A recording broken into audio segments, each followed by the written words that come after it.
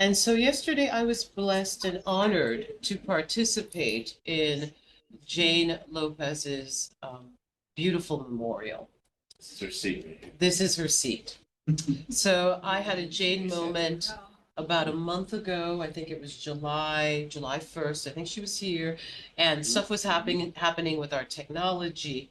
So I was able to hold her hand and just chat with her, and I think we sang or danced or shimmied around. And what was so beautiful was that Jane was so fully intentional and committed to living life from a place of joy. I remember she said to me, she said, I'm having a hard time breathing today. And I said, you are doing fine. You look radiant. You look beautiful. She had on her red. She was beautiful in her red. And she said, I can't stay because I'm off to go to a concert.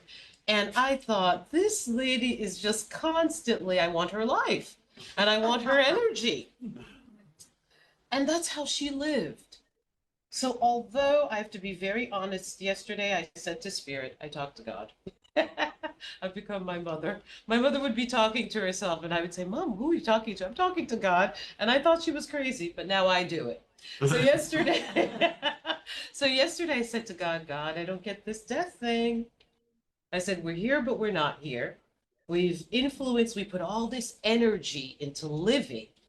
This life is so drama filled. It's intense. If you can't find your keys, or if you're like pissed, you got a ticket. The other day I got a ticket. And I thought this was like a park here and a street clean. We're so in it. We're so in character. There's a lot of energy involved in all this stuff. And then we're not in it.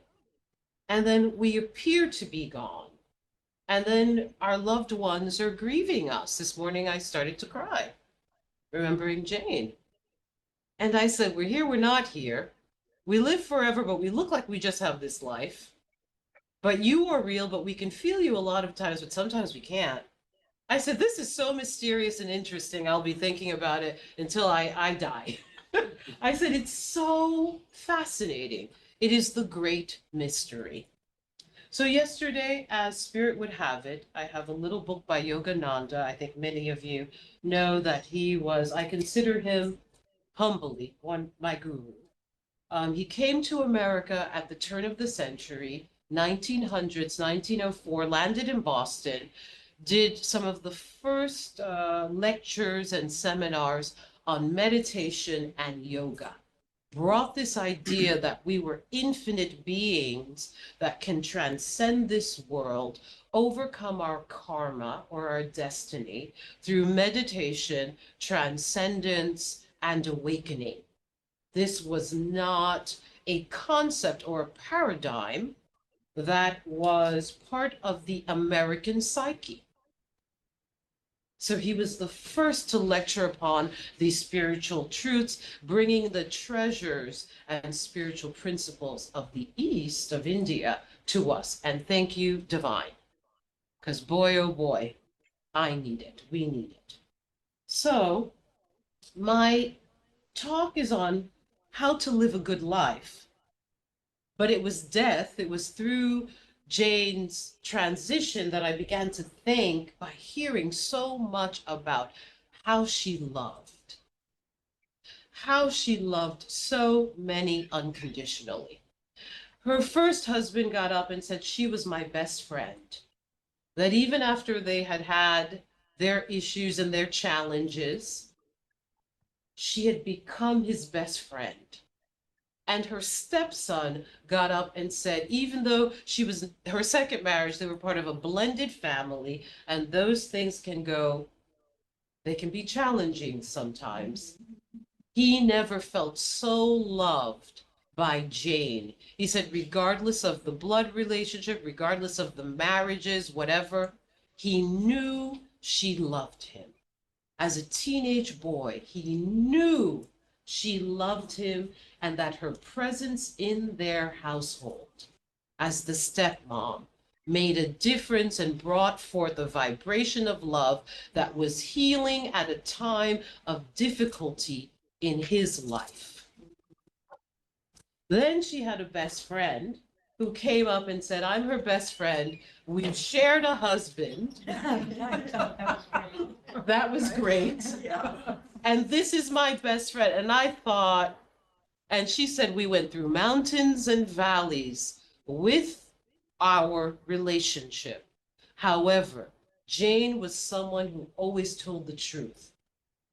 She would have that real conversation. Let's talk about what's really going on here. And I thought I knew Jane. And I thought I knew who this incredible woman, she was incredible to me. What, and the depth of power to love regardless, to give love regardless of the relationships and the messiness, to live with faith. And this wasn't her first or last battle with cancer. After her second child, I think her first son was 2, she was bald and had no hair, and she was cooking and organizing and helping. And I thought, this woman, they gave her a few years that first time. She transcended it all through the power of faith, love, and higher consciousness. What a way to live. So I thought, yes, I'm sad because death is a big mystery, and I'm not going to sit here and act as though I understand any of it. Sometimes more, sometimes I'm certain. Sometimes I'm definite. Of course, we live forever. Of course, there's more. Of course, I'm going to feel God's love. And I'm not afraid. And then sometimes I'm going, oh my God, I'm so afraid of this thing. What's this death thing? I'm not even sure I want to do it. Am I okay with it? Oh gosh, please protect me when my mother dies, because please pick me off the floor, everyone. Because that's going to be something, Martine's drama, because I'm a creative and I'm very dramatic. So let's see how that's going to be. So, Yogananda says, no birth, no death. I opened to this in this little booklet that I found on the pile of my books the other day, last night.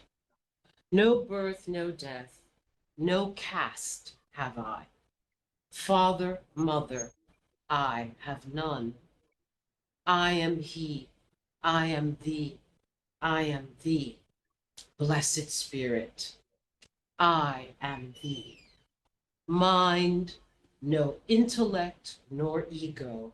Sky, no earth, no metal am I. I am he, I am thee, I am he. Blessed Spirit, I am thee. No birth, no death. So if Yogananda can give us that beautiful poem about life and death, how can we, like our beloved sister Jane, live a purpose-filled and joy-filled life? So as we gather today, my beloveds, we are here to explore the profound wisdom and the 10 keys, there are actually 20, but the 10 main keys of living a good life. In this journey of self-discovery, we embrace the transformative power of these principles, which offer a pathway of life, of a life of purpose, joy, and spiritual growth. I don't know if I'm going to have to come back. I believe in reincarnation. Sometimes I do. Most of the time I do. Sometimes I'm like, maybe I don't. But if I'm going to come back, I want to lessen the life. So I really do. I want to get it. And I'd like for us to get it, brothers and sisters, my beloveds. So the first key to living a good life from a metaphysical new thought perspective is the power of thought. The first key lies in understanding the creative power of our thoughts. Our minds are powerful instruments that shape our reality. So by choosing positive, uplifting thoughts, we attract experiences that align with our desires and aspirations. Number 2, oneness with the divine. We must recognize that we are not separate from the divine, but that we are a part of its infinite expression. Through this understanding, we cultivate a deep sense of connection and unity, knowing that the same divine essence flows through all beings. This is what our beloved sister Jane exemplified to me. She knew that she was one with God, and so she could forgive, and she stayed in relationship with people regardless of how they felt about the situations, and eventually they transcended the ego ramifications. I've shared a husband with you, you're my ex-husband. Ultimately, none of that matters. It's all good, it's all God, it's all love, it's all faith. In the end, these beloved ones stood up and declared how much love she exemplified, because she understood that she was one with God and she could transcend the so-called boxes that society and the world has created. Number three, this was the key that changed my life: affirmations and visualization. So, utilizing the key of affirmations and visualization, we create a clear vision of our desired reality, and we imbue it with positive, empowering intentions. So, by holding this vision in our hearts and minds, we align ourselves with universal flow, drawing our dreams closer to manifestation. So many of us are not visual. So I want you to put that desire in your heart, whether it's for abundance, it's for divine right partnership, that great job, healing, inner healing from trauma or disease, and just hold it in your heart. You can feel the desire of your heart. Surround it with love and just know it will manifest. I send it love, send it energy, and then put on a happy song. Dance, dance, uplift it. I'm celebrating my body being healed. I'm celebrating the dissolving of inner trauma. I'm celebrating abundance that's coming. That's visualization too. You don't have to know what it's going to look like. You just have to send that positive energy to the desire of your heart. Number four, gratitude and abundance. The key of gratitude opens the door to abundance. By appreciating the blessings in our lives, we invite more to be grateful for. The more we express gratitude, the more we attract into our experience more to be grateful for. Gratitude, gratitude. I don't care what's happening. I don't care if everything's falling apart. I don't care if the dreams that you desired in life haven't manifested. Many times, my beloveds, I wish I stayed in France. I had a professional singing career. I had a golden road in front of me. I was on TV. I was singing with the number one celebrity who had the number one album. I received a gold album. She sold over 250 records. I had met Celine Dion. She had offered me a backup job. Of course, I blew it. I sabotaged myself. I've had these moments in this last year where I'm going, oh my God, America's on fire. I know France has its issues, but I'd love to be in Paris right now. I would have been married to a gorgeous Frenchman. What did I do? What did I do? And then I have to say, good is ever present. It's right here where I am, no matter what. Look at the love. Look at the joy. You're healthy. You're not out of your mind. You might have been in France crazy on drugs or stupidity because you were that depressive type of person. Who knows? I don't do drugs, but who knows? You have aligned with the one power in the present, one presence. You have been renewed by the renewing of your mind, Martine. Stop complaining. Go outside, take a walk. You don't need to be in Paris to be happy. Next, gratitude. Gratitude for where we are, although the dreams may not have manifested, or the life that we thought we were supposed to have gotten didn't happen. Gratitude and abundance regardless. Five, embracing change. One of the hardest things to do that we all like to say we do so easily. Life is a continuous flow of change and growth. Embracing the key of change allows us to move forward with grace, courage, and adaptability. And oh, my beloved Jane, showed us that.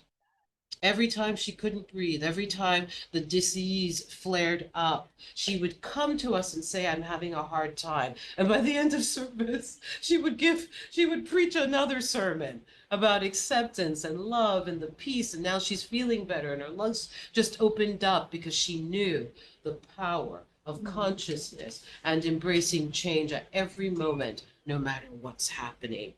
Six, the biggie, forgiveness and liberation. Self-forgiveness has been my practice. Forgiving myself for not taking the path of celebrity that was right in front of me in Europe. Self-forgiveness, forgiveness. Forgiveness is the key that liberates us from the chains of the past. I should repeat that to Yes, myself. I please. wrote it. Forgiveness is the key that liberates us from the chains of the past. By forgiving ourselves and others, we release old wounds and find freedom from the burdens that hold us back. Through forgiveness, we open the path to inner peace and healing. Everyday practice for me. I thought I was cool. I don't regret. I've been losing my mind in the last month. What did I need to do? What did I notice? I fell off of my meditation.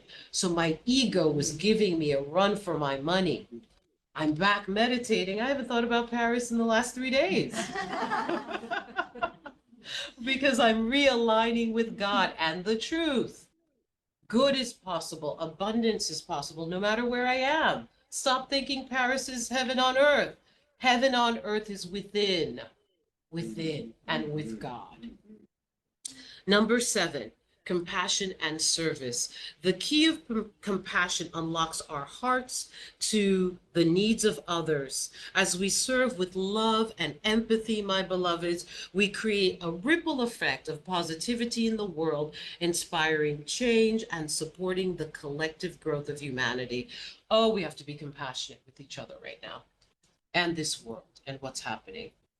Let's not lead with complaint. Let's lead with compassion and find a way to serve. Your positive thinking, when you walk into an environment and you're holding gratitude and peace, faith, and a positive consciousness, you shift the vibrational energy of that environment, whether it's CVS, the supermarket, or just taking a walk. You make a difference. Your consciousness leads wherever you go. Let's ascend higher. Thank you, Spirit. Eight, self-discovery and authenticity. We embark on the journey of self-discovery, uncovering our true selves and embracing our unique gifts and talents. By living authentically, we radiate a genuine light, and positivity impacts all of those around us. About 2 weeks ago, I said, I want to start singing again. I miss singing. What happened this week? Raleigh told me, well, you're the headliner at Jane Lopez's event. You're singing 7 songs. I said, how many people? 50 to 100? I said, on Thursday. And I was sniffling. I had a cold. I said, I haven't sung outside of the shower in forever. And when I stood in front of people and they were beaming so much love, but I said to God, you gave me this gift since I was a child. I know you're going to sing through me and give me this voice that you created. Forget about the ego stuff. I got more compliments. You would think I was singing every day. Anyway, just know, be your authentic self. Let undust that dream, that desire, that gift. It doesn't matter how old you are. And also be our authentic selves. Number 9, inner harmony and balance. The key to inner harmony lies in finding balance within ourselves and within our lives. Nurturing our mind, body, and spirit creates the harmonious flow that enhances our well-being and allows us to thrive. Inner harmony. I lived in an inner chaos, an inner thunderstorm, an inner cyclone for most of my life. I needed to focus on others, sharing optimism, telling everybody what good was going on. And I was a secret depressive. No one knew. I would have been that person that committed suicide. My apologies, but we're talking about real stuff here. And no one would have known why. She looked so pretty and happy that yesterday. What do you mean she did this? So I was one of those people. So inner harmony and balance came through spiritual practice and focusing on the good. But I had to pray and meditate my way and exercise my way out of depression. So I had to take actions to create inner harmony. And now I live with the peace. Thank you, God. I live with peace and I'm good most of the time. Trusting the divine plan. This is key number 10 and probably the most important key. The final key is surrendering to the divine plan, trusting that the universe has a purpose and a higher wisdom beyond our understanding brings peace and assurance even in uncertain times. There was a higher plan for my life. I wasn't meant to be in Paris singing professionally. I was meant to be in New Thought Ministerial School and here in front of you. I didn't know that. I thought I was the last person that would ever become a minister. So there is a divine plan that is the reality of our lives. So as we integrate these 10 keys, my beloveds, into our lives, we embark on a journey of transformation and spiritual awakening. Let each of us walk this path together, supporting one another, beloveds, with love and compassion. As we unlock the gates to the good life, we may let us radiate light, uplift others, and co-create a world filled with love, joy, peace, and divine harmony. This is for you, Jane. We love you. You will be a part of our lives and our hearts forever. Thank you for showing us how it can be done. This life can be done with peace, faith, joy, and enthusiasm, no matter what is going on. Amen. And so it is.